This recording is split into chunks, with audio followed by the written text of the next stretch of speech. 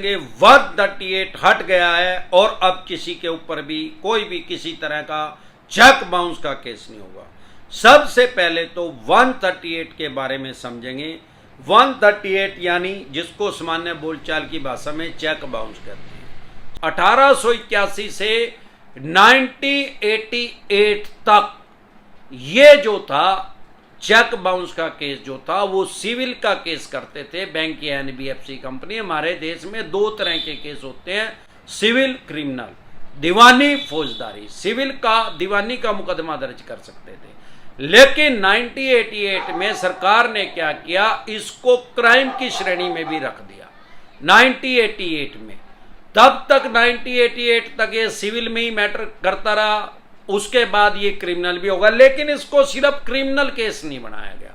जब इसको क्राइम की श्रेणी में भी डाल दिया तब भी ये सिविल भी रह गया और क्रिमिनल भी हो गया। यानी नमकीन भी, मीठा भी, खट्टा भी, नमकीन भी, ठंडा भी, गर्म भी। अब क्या हुआ 1988 के बाद आज की डेट में भी ये सिविल का केस भी है, क्रिमिनल भी है, दोनों तरह की इसकी तासीर है। अब क्योंकि ये क्रिमिनल की में भी कंसीडर किया जाता है, इसीलिए चेक बाउंस में जमानत करवानी जरूरी है, बेल करवानी जरूरी है। क्योंकि हमारे देश में जब कोई भी किसी भी आदमी के ऊपर सिविल का केस होता है तो उसको बेल करवाने की, जमानत करवाने की उसमें जरूरत नहीं है।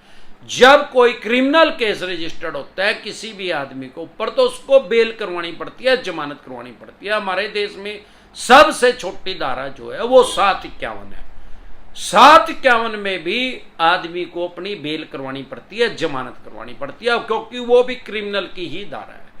अब जब ये चेक बाउंस का केस कर देते हैं, क्योंकि अगर आपने लोन लिया है तो चेक दिया होगा इनको, अगर ऑनलाइन लिया है तो फिर तो बहुत से आदमियों से ऑफलाइन चेक ले भी लेते हैं और बहुत से आदमियों से लिया भी नहीं है। अगर लिया ही नहीं है इन्होंने चेक तो चेक बाउंस होगा कैसे? अगर चेक ले लिया है तो आपके घर से कम 1000 किलोमीटर दूर जाके उसको बाउंस करेंगे।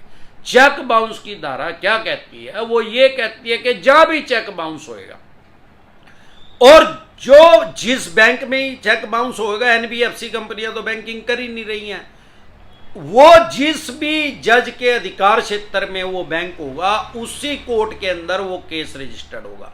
अब ये इन्होंने केस रजिस्टर्ड कर दिया क्योंकि इसमें दोनों तरह का है, ये सिविल भी है और क्रिमिनल भी है। या तो इसमें 2 गुना तक जुर्माना हो सकता है। आपने 5 लाख का चेक दिया तो जज साहब आपको कह सकते हैं भाई 10 लाख रुपए दो। जरूरी नहीं है 10 ही कहेंगे, 6, 7, 8, 9, 10 उनकी मर्जी है, मैक्सिमम 10। या 2 साल तक की सजा हो सकती है, जरूरी नहीं है 2 साल तक की सजा होगी, 6 महीने की हो जो, साल की हो जो, 1.5 की हो जो, 2 की हो जो, उसमें तुरंत प्रभाव से जमानत भी मिल जाती है, बेल मिल जाती है। मान्य सुप्रीम कोर्ट तक जाते जाते 40-45 साल लगते हैं। यह इनके पास एक ब्रह्मास्त्र है। जब आप किसी का पैसा बैंक एनबीएफसी कंपनी का नहीं देते, अगर आपके पास पैसे हैं तो इनके पैसे दे दे, नहीं पैसे हैं तो राहु केतु ग्रह तो क्या करेगा? दुनिया का कोई ग्रह धरती पे आके आपका कुछ नहीं बिगाड़ सकता। अरे 138 भी कुछ सौदा नहीं है, अरे ये 54 छाप भी कुछ सौदा नहीं है। आपके पास 138 का नोटिस आ रहा है, 99% फेक नोटिस है। 54 छाप भेजते ही फेक है लोगों को डराने के लिए, क्योंकि बैंक एनबीएफसी कंपनी सबसे पहले तो आपका सिविल खराब कर देगी। उसके बाद बैंक एनबीएफसी कंपनी के पास सिर्फ एक हथियार है अनसिक्योर लोन में चेक बाउंस करने का। इसको मैं ब्रह्मास्त्र बोलता हूं। इनका ये ब्रह्मास्त्र चलवा दो, उसके बाद क्या घंटा करेंगे? ये 75% डिस्काउंट भी देंगे, प्रिंसिपल में से 75%, क्योंकि आपको जमानत मिल जाएगी और फिर तारीख पे तारीख दामनी फिल्म देख लिया भाई क्या होगा। तो चेक बाउंस का अगर आपके ऊपर केस है तो मैक्सिमम इसमें 2 साल तक की सजा हो सकती है। जरूरी नहीं है कि 2 साल की सजा हो, यार जरूरी नहीं है कि डबल का ही जुर्माना होएगा। तो आप डरे घबराए नहीं। अगर गैर कानूनी तरीके से इन्होंने चेक बाउंस कर दिया, कई बार ऐसा भी करते हैं, आपके रह 1.5 लाख रुपए हैं, इन्होंने कर दिया 15 लाख रुपए का, तो वो जो चेक बाउंस इन्होंने किया है क्योंकि वो ब्लैंक लेते हैं आपसे, तो ये 100% उसमें आ रहेंगे। तो उसमें आपको ना तो आपको जुर्माना लगेगा, ना ही आपको कोई जेल की सजा हो सकती। आप इनका चेक बाउंस का अगर ये बोल रहे हैं, कहते कर दे चेक बाउंस भिखारी, चल कर इसको। इसीलिए कोई भी बैंक या एनबीएफसी कंपनी इतनी जल्दी चेक बाउंस करता ही नहीं। उसको पता है अगर चेक बाउंस असल में ही कर दिया, बहुत से आदमी हमारे पास ऐसे आते हैं साल 1.5-2 साल हो गए, चेक बाउंस तो इन्हें करे ही नहीं, और चवन्नी छाप रोज बोलते हैं हमारे को, और चवन्नी छापों की तो कमीशन है यार, बैंकिंग की भाषा में इंसेंटिव बोलते हैं, 15 से लेके 35% तक इनको कमीशन मिलती है, इसीलिए बकवास कर रहे हैं, आप शब्द बोल रहे हैं, लोगों के साथ गाली गलौज कर रहे हैं। जब भी आपको परेशान करें, गाड़ी ट्रेनिंग डिसेंट एडवाइस लिख के वीडियो देख ले, आपको पता लग जाएगा आपके क्या राइट्स हैं, चवन्नी छाप किस तरीके से लोगों को डरा रहे हैं और किस तरीके से इनका मुकाबला करना है कानूनी रूप से। अगर आपको इन्होंने चेक बाउंस कर दिया तो बैंक एनबीएफसी कंपनी को बड़े अच्छे से पता लगा है, खुद से उनको पता है कि इसका आदमी का डर ही खत्म हो जाएगा। किसी आदमी को इतना ना डराओ कि उसका डर ही खत्म हो जाएगा, इतना तो डरा दो कि डर रहेगा, और अब बार बार किसी को डराएंगे तो डर ही खत्म हो जाएगा यार।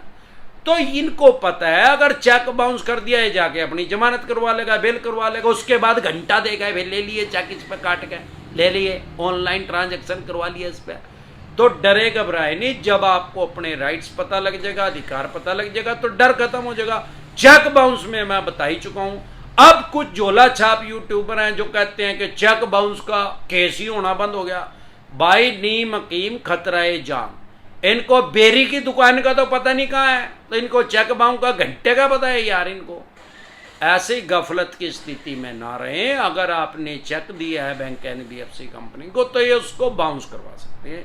सिर्फ 2 तरह के नोटिस को कभी भी इग्नोर ना करें। अगर आपके पास चेक बाउंस का कोर्ट से समन आ रहा है, उसको हल्के में ना ले, इग्नोर ना करें, नहीं तो आपको 14 दिन के लिए न्यायिक हिरासत में जाना पड़ सकता है। आपको कोर्ट पीओ भी घोषित कर सकती है, भगोड़ा भी घोषित कर सकती है। अगर असल में आ रहा है, सबसे पहले फेक नोटिस डिसेंट एडवाइस लिख के वीडियो देखें, पता लग जाएगा फेक है क्या जेन्युइन है। फिर भी अगर आपको जेन्युइन लग रहा है तो ई कोर्ट लोड कर ले। सारे देश की कोर्ट जो है ऑनलाइन हो चुकी हैं। ई कोर्ट लोड करके वो पेटीएम की तरह चलाना बिल्कुल आसान है। उसमें चेक कर ले आपके ऊपर केस हुआ भी है क्या नहीं, हो गया है तो अपनी जमानत करवा लें, फिर घंटा नहीं बिगड़ता। उसके अलावा अगर आपके पास सरफेसी एक्ट के अकॉर्डिंग नोटिस आ रहा है 13(2) का, 13(4) का, सिंबॉलिक पोजीशन का, फिजिकल पोजीशन का, उसको कभी भी हल्के में ना ले, लाइटली ना ले, तुरंत प्रभाव से लीगल एडवाइस ले। अगर आप हमारे साथ टेलीफोनिकली जुड़ना चाहते हैं, पर्सनल मीटिंग करना चाहते हैं, फिर आपका लोन 2 करोड़ का है, 5 का है, 25 का, 50 करोड़ का, या जितने भी करोड़ का, लोन से रिलेटेड जो भी डॉक्यूमेंट्स आपके पास हैं, आपके पास सरफेसी एक्ट के अकॉर्डिंग 13(2) का नोटिस आया, 13(4) का, सिंबॉलिक पोजीशन का, फिजिकल पोजीशन का, डीएम साहब का 138 नेगोशिएबल इंस्ट्रूमेंट एक्ट 1881 का, पेमेंट एंड सेटलमेंट एक्ट 2007 का, आर्बिट्रेशन एंड कंसोलेशन एक्ट 1996 का, रिकॉल नोटिस आ रहा है, अन्य किसी भी तरह का कोई भी नोटिस आपके पास आ रहा है, लोन से रिलेटेड जो भी डॉक्यूमेंट्स आपके पास हैं वो सभी लेके आप मेरे से पर्सनली मीटिंग कर सकते हैं, पर्सनली एडवाइस ले सकते हैं, या टेलीफोनिकली भी एडवाइस ले सकते हैं। हमारे साथ जुड़ने का क्या प्रोसेस है, आपकी स्क्रीन पे कमेंट बॉक्स के अंदर एक नंबर आया हुआ है 9306347314। इस नंबर को सेव करके व्हाट्सएप मैसेज करें, तुरंत प्रभाव से रिप्लाई आएगा कि कैसे आप हमारे साथ टेलीफोनिकली जुड़ सकते हैं, पर्सनल मीटिंग कर सकते हैं। एक बार जोर से मिलकर नारा लगाएंगे, जय ससुराल वालों की।